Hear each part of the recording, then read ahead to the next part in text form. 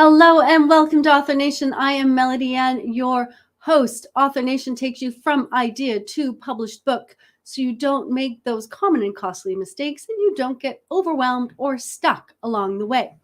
If you are just starting out, grab our nonfiction checklist for nonfiction authors. The link is scrolling past you right now, or you can find it in the description. Today, we are talking to Sandra Nomoto about building a better business book, because I like alliteration. While earning her degree in English literature, Sandra Nomoto published poetry in literary journals and film reviews online. At 25, she founded Conscious Public Relations Inc., an award-winning virtual agency that was certified as a B Corporation. After a decade in business, she authored and self-published The Only Public Relations Guide You'll Ever Need in 2019. Living vegan since 2018, Sandra is now a content writer and editor for vegan businesses who also helps vegan and spiritual nonfiction authors. She aspires to eat vegan food around the world and blog about it. And she lives in Vancouver, Canada with her husband. Let's welcome Sandra Nomoto. Hello, how are you today? Hi, Melody. I'm so great. Thanks for having me back. Great. I love the idea that you want to go around the world and eat all the vegan food you can find. What's your favorite? What's your favorite type of food? Oh gosh, I'm a foodie, so it's hard to choose. It depends on my mood, I guess. Sometimes it's burger and poutine. Other days, pad thai and spring rolls. So yeah, depends on the day. Fair enough. And so everyone out there knows we live in the same city and we've actually bumped into each other at restaurants. Yes. At the best pizzeria in town, Grano. The best pizzeria in town. That's exactly it. I agree. All right. So why did you decide to become vegan? Let's just start there because the book is about vegan business. So let's talk a little bit about your personal journey. Yeah. So I saw Earthlings at the end of 2007, and that changed everything for me.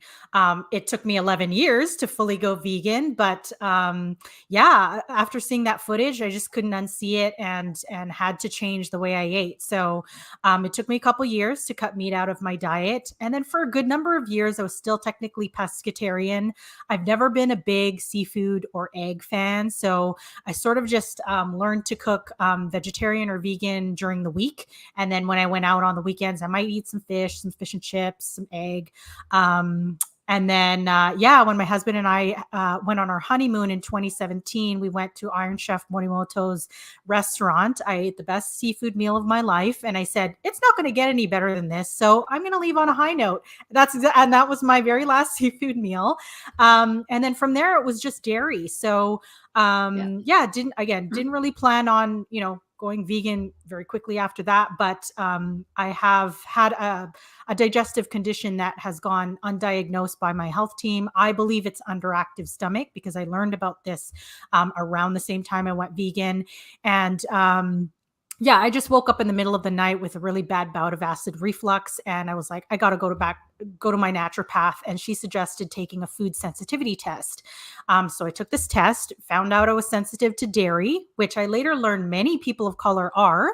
And then did a cleanse of these foods for 4 months. And then after that 4 months, I was like, well, I cut out dairy for 4 months. I guess I can do it forever now. So that was it. That was the start of my journey in spring 2018. And then from there, of course, I've not chosen to purchase animal-based clothing, personal products, and all of that. So I'm 4.5 years in as a vegan.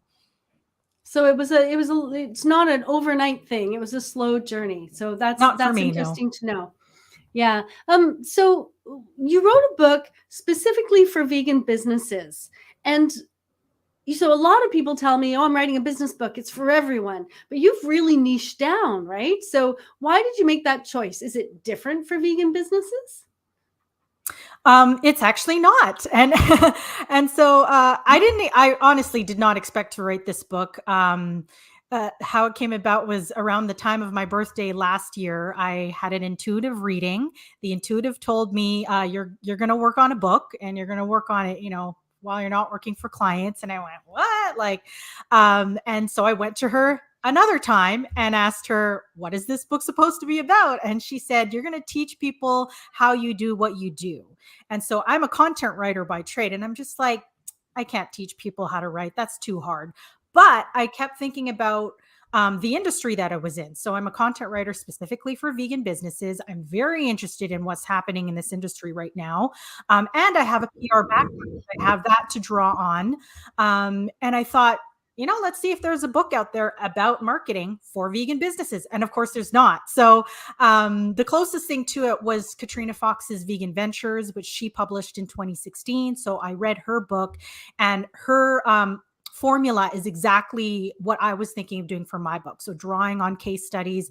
Her book is about how to run a vegan business, and she has a couple of chapters about marketing. So I just wanted to take that, those couple chapters she started on and flesh that out into an entire book, and then just draw on examples from who's around the world right now, and let's learn from them. What are the marketing tactics and strategies they're using to grow their businesses today? So that was really the catalyst for the book. Yeah. No, I love that. And it's interesting that you say, well, it's not that it's different, but it's worth writing a book that's more niched, right? Instead of just writing a book to everyone, writing a book for a specific group of people. And not only that, you brought them into the book. And so they became part of the book, which Yes. We can talk about promoting later. I think that there's, not only you finding readers, but people are motivated to promote the book as well. We'll talk about that later. So your area of expertise is content writing, but you've also worked in public relations. So marketing must feel like a comfortable place for you. I would say so. Yeah. When I closed my PR business, I was like, I'm stepping away from marketing. I'm out. But just a couple of years later, I sat down to meditate, and my intuition told me, you're vegan now and you're always going to be a writer. So put those two things together and help this industry. And so that's my, my personal and professional mission right now. Perfect. Love it. So I noticed this book covers a lot of material. How much research did you do? In terms of like marketing strategies and tactics, not very much. Like a lot of it was just in my head, right? Like I also drew on my previous educational background. I've taken a couple courses in marketing from BCIT, and they really lay it out for you. And so I was like, I know, these are pretty that helped me structure the chapters in terms of like, I'm going to group these tactics and that's going to form a chapter. And then it was really the contributors, the vegan businesses that I invited to submit their stories. They really formed this book for me. And because there were some gaps, like I really wanted at least one example of a vegan business for each tactic.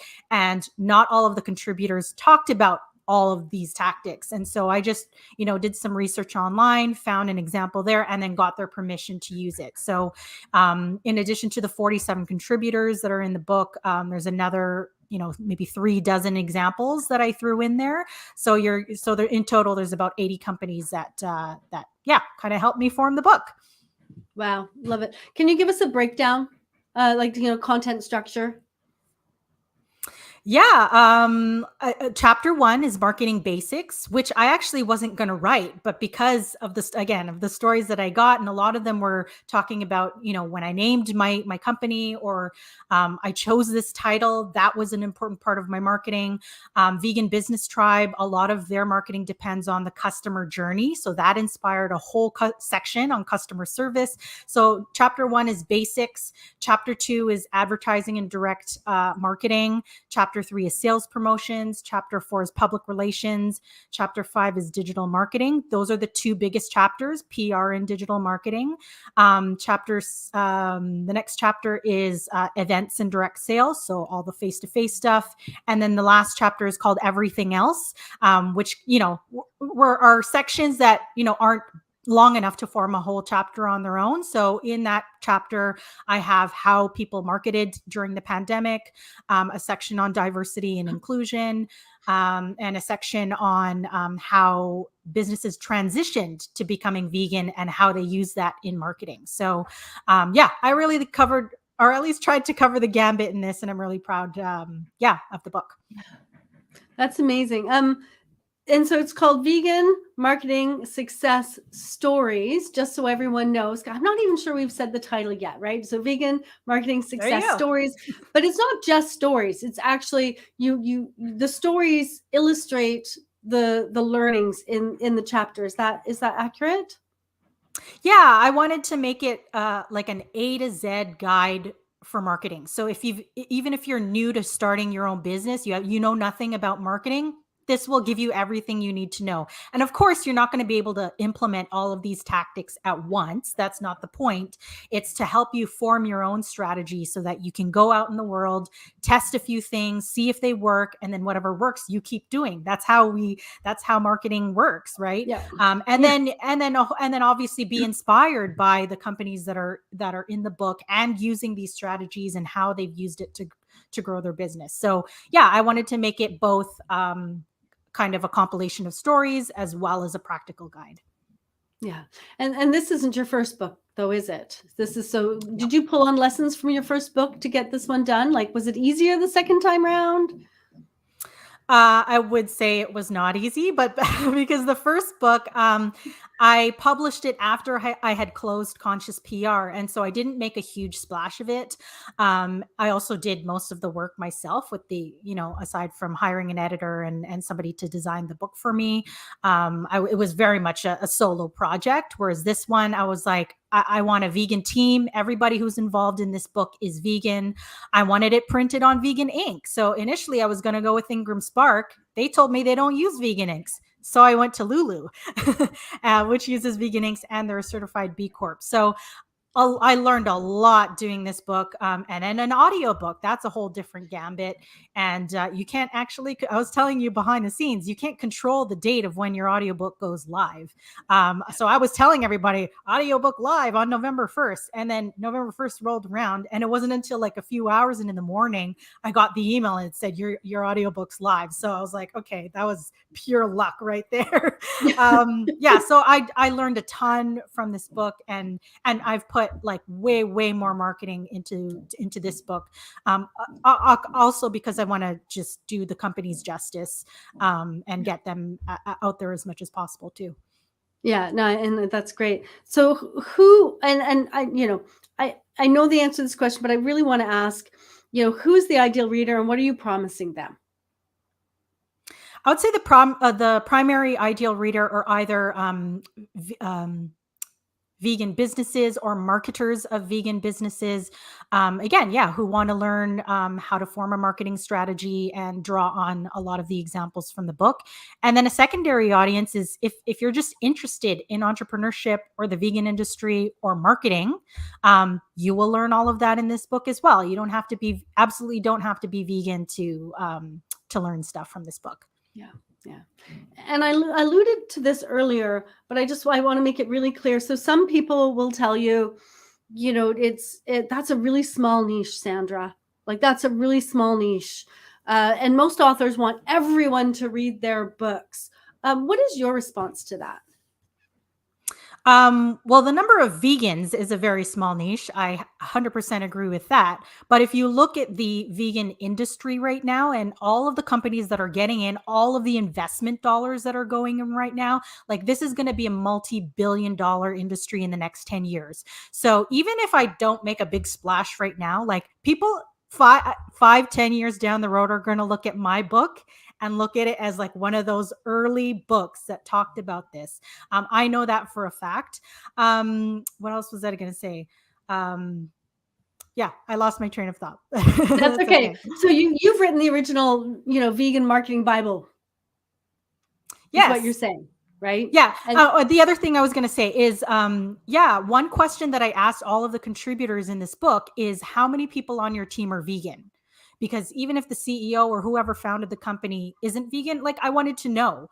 And so 60% of the contributors, so that 60% of that 47 group had at least one person who was vegan. So that doesn't mean their entire company is.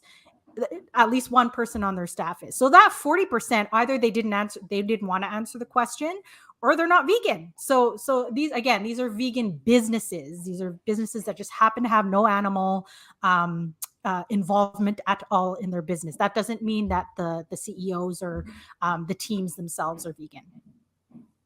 I find that really curious, because in my mind, I would think that vegans would want to work for vegan businesses, and that when you were looking for work, if you weren't vegan, you wouldn't necessarily be attracted to working for a vegan business, or as a founder, you wouldn't be a founder of a vegan business if you didn't really buy into the idea. So I find that really curious. Do you have any thoughts on? I think values are values. So if you're a non-vegan and you just want to work with an ethical company, and you see that there's this plant-based businesses over here, and they're touting, that they're not using animals, that they're great for sustainability, they're doing things differently, you're probably going to want to work for a cool company like that. And then on the flip side, founders of these, especially the large ones, the ones that have a lot of investment dollars and are growing, they're not necessarily vegan themselves. They just see that this is where the food system is going, and they want to be a part of that. If down the line they end up going plant-based or vegan, great. But that's absolutely not the case right now. Of course, as a vegan, I want to work with a lot, as many vegan founded businesses as I can. But because, like I said before, we're still a very small percentage of the population, I don't want to limit myself. And so as long as your business is vegan, that's really my criteria. Yeah, I find that absolutely fascinating. So it's like, I see this trend. I'm not in it, but I see it as a trend. And so I'm going to jump onto it as a business, not necessarily in my personal life. I find that absolutely fascinating. Let's talk about the process of writing the book. How many business owners, or let's just back up a little bit. How did you even find businesses? How did you seek out who you're going to interview? And then eventually, how many did you actually interview? Yeah. So I had my own dream list of a couple dozen that I really wanted to approach. And then there were a lot more that I drew from, I'm signed up to a lot of newsletters. So Vegan Women's Summit, Veg Economist, Green Queen.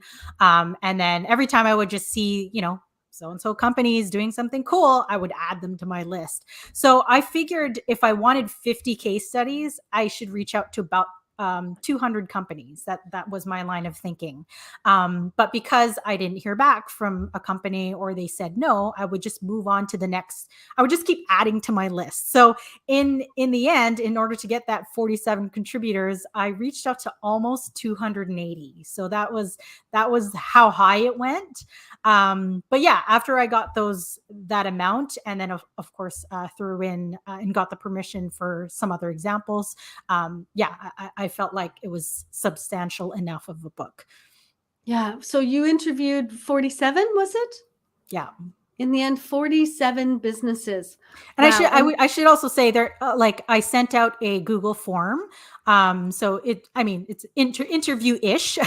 And then some of the folks who, requested a video interview instead, I accommodated those folks. But some folks, their stories were very short, just some of them are 2 sentences long. It's like, here you go, here's what I've got. And so yeah, they really varied in length from a page long to or a couple sentences to a page long.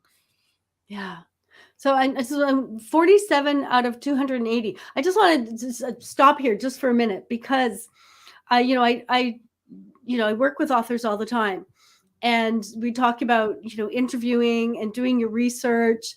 And it's scary to reach out, right? It's scary to just kind of knock on doors, and you don't know if anyone's behind them, or they care, or they're nice, or they might tell you, to go away in an unpleasant way. So how did you tell me a little bit about how you kind of kept your vigor up as you kind of knocked on doors and not knowing whether you'd get responses or not? How did that affect you? What was that like? For me, it was more exciting than nervous, because this is the first book of its kind. This is the world's first marketing book. So I'm like, if they say no, you're a fool. You're a fool not to get into this, because it's publicity for your own business too. You have to look at it as that opportunity as well. So yeah, of course it was kind of like, all right, I'm sending the first few, requests for stories out. I don't know. And then when I got that first one, I was like, all right, like, then you feel the momentum, yeah, kind of building. And yeah, and shout out to Kevin Newell at Humane Wildlife Solutions. I sent him a signed copy. He's over in Scotland. He was the first one that responded. And yeah, and so when you start seeing those first ones come in, it really builds that momentum and gives you confidence. Yeah, the first couple of no's can be hard, though, I can imagine, but you kept going and you did it, and you got 47 interviews. How many of them actually show up in the book? No, so that's the total of the contributors in the book out of the Okay. 270 whatever companies that I reached out to. And I have to say, like, not very many came back and said no. The ones who did Okay. were more like I'd like to get involved. I'm just too busy right now. So I kept following up, and then at some point, you just got to stop following up because they're too busy. Yeah. And I think one other person said, marketing changes too quickly. So by the time your book comes out, it'll already be outdated. And that's a fair assessment, right? She's absolutely right. Marketing moves very quickly. And then some were like, we want to get involved, but we don't have a marketing story. We're too new. We're still less than a year up in business. We don't have enough of data to be able to tell you like what works for us. And so some folks were like, we want to be part of your part 2 book. So, Yeah. so there's a potential there for me to put out a second edition. Yeah, that's brilliant. So how did you, out of the people who answered, how did you pick the 47 who are in the book? Yeah, so long as they answered the question and they had a story to tell. So even some of the folks who submitted only a few sentences, if that was substantial enough and it contributed to, part of a chapter, it went in. I think there were only 3 that like didn't even really answer the question. They didn't share any information. And so I followed up and said, hey, I need a little bit more substance. Would you be willing to even hop on a Zoom call with me for 10 minutes? And they said no. So yeah, there were really only 3 companies that I said no to, but the rest, the rest went in. Brilliant. How did you ensure that you had products and services and a variety of industries? Like, did you work at that? Did it work out? Did it just work out? Like, how was that even a concern? Yeah, I wanted to get as much of a range as possible. So geographic locations, male founded, women founded, even queer founded, if they did come in. Yeah, solopreneur all the way up to big corporations. I have to say though, the big corporations did not respond. So this is very much a small to medium size kind of book. And yeah, I think I was very lucky. It naturally happened that I got a good mix of products and services as well. Yeah. It's interesting that the larger corporations didn't respond. You would think that they would have marketers who would have the time, right? There, you think if you're a solopreneur, you're a tiny little business, you're in the constant hustle, right? But if you're a large corporation, you would think that there's a marketing director or marketing manager or someone who would have the time to sit down for 10 minutes and speak with you. So I find that really curious. Do you have any thoughts? I think it's just they were too busy. Really? Okay. Yeah. They're all still hustling. Yeah. Even the big corporations. And they're working with larger budgets too. Yeah. Unfortunately, that's something that I wanted to include. How do you work with a 6-figure, 7-figure budget? How do you plan that strategy out? But yeah, I think in the end, they're just too busy. But maybe I was on another podcast interview with Kathleen Gage, and she's like, maybe your next book will cover all the corporations. And so, if they reach out to me, I'm open to that. Yeah. And well, that's what I was just about to say. Now you have the first book out. Could you leverage that and say, I'm going to do, the how to move up to that next level, and use that to reach out just to corporations who are up at that next level and see if they're ready to kind of, dive in now that you have one book out and your name's on it and it's doing well? I'm wondering if that is something you could leverage and do another book. So Yeah, I mean, if folks express interest in wanting that kind of book, or a company says they want to form a chapter, then yeah, I'm totally open to it. Yeah, like I said, some folks were like, "Oh, we can't be a part of this one, but we want to be a part of your next one." So, there's potential for a second edition for sure. Yeah. So you said that you found a lot of them through emails that you're on, or like because you're in the industry, you're on emails, you go to events, summits, and you found a lot through that. But that doesn't mean you actually met these people. So you had kind of the name of the company. I'm assuming you had a list of the name of the company, and you would have to kind of look up a contact person, and then you kind of had to find an email. And then what did you send them an email saying, "Hey, are you interested?" Or did you just say, "Here's a Google form, fill it out"? So can you talk a little bit about the process and how that worked, and how you decided to approach it? Yeah, that's exactly what I did. I have a Google sheet with my list, which kept getting added to and added to. And then of course for the bigger corporations, yeah, looking for the marketing director or manager, that type of person, not looking for the folks in the C-suite. Yeah, and then finding their emails either through LinkedIn or yeah, sometimes they listed on the website, or yeah, most often it's like just the generic hello or info at, and then the customer service people would forward me on if they were doing their job well. Yeah, and then sometimes I tried DM on social media that way as well. But yeah, I would, that's really all the methods that I would try. And then I would, yeah, in an email, I would introduce myself. Here's my idea for the book. If you want to be involved, please fill out this Google form by this date. And yeah, and then just a lot of following up. Okay, yeah. So the first email was, "This is who I am. This is the book project. This is what I need from you. Here's the Google form. Look forward to hearing from you." And then the follow up, follow up, follow up. How many times did you follow up before you gave up? I would say for each company, yeah, if I didn't hear back in a week, I followed up once, and that's about it. Unless there were some companies that I really wanted in there, and so I tried all the different ways to try and get a hold of them. Twitter, different folks on LinkedIn. So some folks I tried a little bit harder and still didn't get a response back. But yeah, I would say if I didn't hear back within a week, I sent out at least one follow-up email. Oh yeah, I'd love to hear some of the stories. What is your favorite story from the book? Well, that's like saying who your favorite child is, right? Like you can't pick a favorite story. But I would say one of your favorites.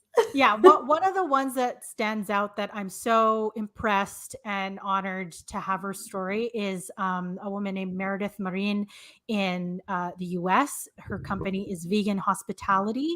And so a number of years ago, she was living in Aruba. And I don't know how it came about, but she started this whole campaign called Vegan Aruba, with the goal of making the island more vegan friendly for herself, of course, and those traveling to the island. So she did an amazing campaign. So appeared in as many local media as possible to talk about the importance of veganism.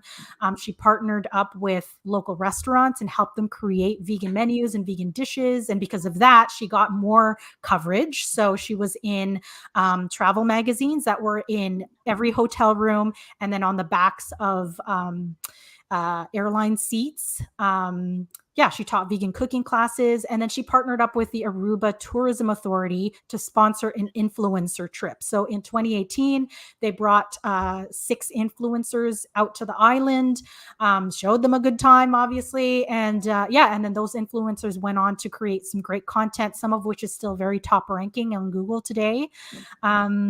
Yeah, like, and then Happy Cow, which is an app that locates vegan restaurants and such, so make it easy to find, named Aruba the most vegan friendly island in the Caribbean. So She is freaking amazing. I love Meredith, and I'm so lucky she threw in that story, and it just shows you the power of one person. You know what I mean? Yes, of course she built community, but she did all the work, boots on the ground. Of course, digital is a part of it, but just the steps she took to create this campaign is so amazing. And so now her company, Vegan Hospitality, helps ambassadors. So if you're a person in your location, you want to do exactly what she did in Aruba with where you live, you can learn all of the steps from her. So that's one that stands out that I'm so fortunate to have included. Yeah, that's amazing. So I have a question though, and I love that story, but I'm gonna ask you to tell another one for a reason. I know a lot of people, when they think vegan, they think food. That's it. Vegan Yep. equals vegan food. What about non-food vegan companies? Can you just pick a non-food vegan company that either they're in the book or someone you really admire, and just tell us a little bit about their, like, what does that mean, non-food vegan? Yeah, I mean, I think because we eat 3 times a day, right? And so it's easy to make that link between, okay, not eating any animals on our plates, but yeah, animals are used for so many other things: clothing, entertainment, science. The way that we Cosmetics. use them. Yes, absolutely, absolutely, beauty, cosmetics. So yeah, vegan really is the entire lifestyle, an animal free lifestyle. So another story, I reached out to Jessica Lohman. I believe she's in Germany. She runs an agency called Ethical Brand Marketing, and so she got the opportunity to help create an outdoor ad for Doctors Against Animal Experiments. So this is a European nonprofit organization. Pretty self-explanatory. All they want to do is take the animals out of labs in science experiments. And the managing director of that organization had a friend called Marcus Barth. He's out in Germany, and he uses a fleet of trucks. So he has a fleet of trucks that goes across Europe, and he uses them for animal awareness. And so he said, yeah, I'll use one of my trucks for your organization. And so Jessica told the story about how she got the opportunity to help design the truck ad for this particular nonprofit. So there's a number of animals on the ad. I have a photo in the book. And then for some particular messaging, saying that the animals are not happy. They're not happy to be experimented on. So so that's one cool story that was shared. And I always like getting those traditional marketing examples, because everybody, of course, now is using digital, right? But that's a great example of, yes, there's this truck out there and it's driving on the highway, but you can also take that, take photos of it, post that on social media, create a blog out of it, and then the organization put it in their magazine. So you also have to remember, even if you're using a traditional tactic, that you can take it further by using digital. Yeah, perfect. That's an excellent story. And I love the idea that, the bus ads and the truck ads, and I mean, they still happen. I was at a conference earlier this morning, and somebody was talking about putting their photograph on the side of a bus, right? And it's something we don't think about all that often anymore. All right, so let's talk a little bit about promotion, because you have these 47 companies that are in this book that I'm assuming would like people to read your book, not just for the information in the book, but to highlight them as well. So have you been working with the companies in the promotion area as well? I would say not on a deep level. So I released my ebook the 1st of September. So yeah, as soon as the ebook came out, I sent an email to everybody saying, here's the ebook is out. And I built a share kit, with photos and sample social media posts so that they could use it to post on their own. And then I did the same thing earlier this week, because the paperback and the audio launched on November 1st. Sent out another launch email. And some folks have been following a little bit more closely than others. And so they're sharing a little bit more. That's really how I tried to mobilize the contributors to support the book. I've noticed, I was looking on your Instagram, and I noticed you have a lot of photographs of the people They were in the book. So was that part of what you asked them to do, is just like send off a photograph, and now you are also using that in your promotion? It's promoting your book and it's promoting them, really, isn't it? How did that come together? Was that a request you made of them, or? Yes. Yeah. Initially, I was thinking of just pulling their logos and using that, but thankfully, I hired a marketing strategist to support me because of the number of companies in this book that I needed to shout out. I was like, please help me with the content schedule because I don't know what to post when. Like, I'm pretty savvy on social media, and You are. I know how to post, but in this case, it was what to post and when. So she really helped me put a strategy together. So told me exactly, here's what to blog on every week, and then here's what to say in your newsletter that'll go out the same day the blog goes out. So I've been doing that on a weekly basis, and then she built a 90-day strategy for me for social media. So Brilliant. one company posting gets featured each day, a couple get featured maybe twice, and then I've continued that strategy on. So so throughout the month of November and a little bit into December, I'll be continuing that as well, just because there's a lot to talk about. So yeah, I'm really glad that I hired her, and she runs she runs an agency that is vegan owned as well. Because the strategy is a huge part of it, but with this kind of book, I just really needed to get organized about that. Exactly. So what are some of the other ways you're, besides social media, what are some of the other ways you're promoting it or plan on promoting your book? I'm doing my own publicity. So again, initially I was going to hire a publicist, but I'm like, well, I'm going to put that funding to a strategist instead, and I'll do my own PR. So yeah, since August, I've been reaching out to a whole number of course, media, but podcasts as well. Thanks to Kathleen Gage, she's built a directory of over 100 vegan and plant-based podcasts. So that's been very helpful to reach out to the ones that will be most interested in my book. Still on the podcast train, still doing interviews. And then I've got a physical launch happening this weekend. So if you're in the Vancouver or Squamish area, I'm going to be signing books at Friend and Foe in Chinatown, which is underneath Vegan Supply. So I'll be there Saturday from 12 to 4. And then X Market in Squamish. So Plant X is one of the companies I mentioned in the book. They invited me to do a reading and sell my book at their event on Sunday. So they're going to be handing out vegan samples from 11 to 3, and then my talk is going to be at noon. So and I've also been invited to speak at a meetup in December. So all of these things coming my way. You got to say yes to it, because that's how you get the book out there. Nice. Well done. Well done. Friend and Foe, FAUX, Friend That's and right. Foe. Just if you are in the Vancouver area and you're curious, it is not FOE, it is FAUX. Yes. Just a little thing on their little play on words there that could be confusing. So what do you hope this book will do for you and your career and your business? I think it's too new to ask you what it's done so far, but what do you hope? Well, I mean, yeah, that's exactly another reason why I wrote this book is just to show people I'm a content writer. I can write. I've written an entire book, and you can pick it up and read it and see how I write if you'd like. And I also have a number of services that I offer to self-publishing authors. So folks just like me, if you want, I of course could not edit my own book, but I do editing services. I formatted my entire book, both the print and the ebook. So again, if you want to see how how the book looks, and you like the work that I do those services. I did my own index as well, because I learned how to index. So indexes can be tricky. It's very easy to get them wrong. But yeah, I'm really proud. I carved out the time to do my own index. So there you go.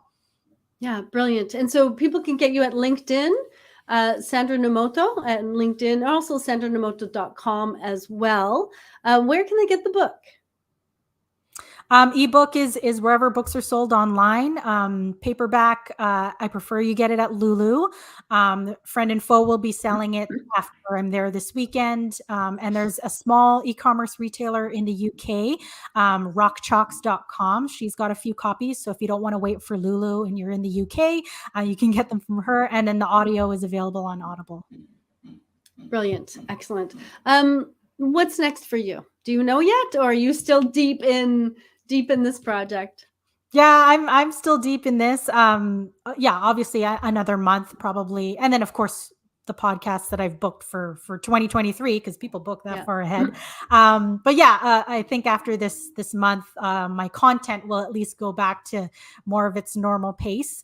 And then yeah, I'm still open for business. I never stopped. So if you need a content writer or want some help with self-publishing your book, I'd be more than happy to help you.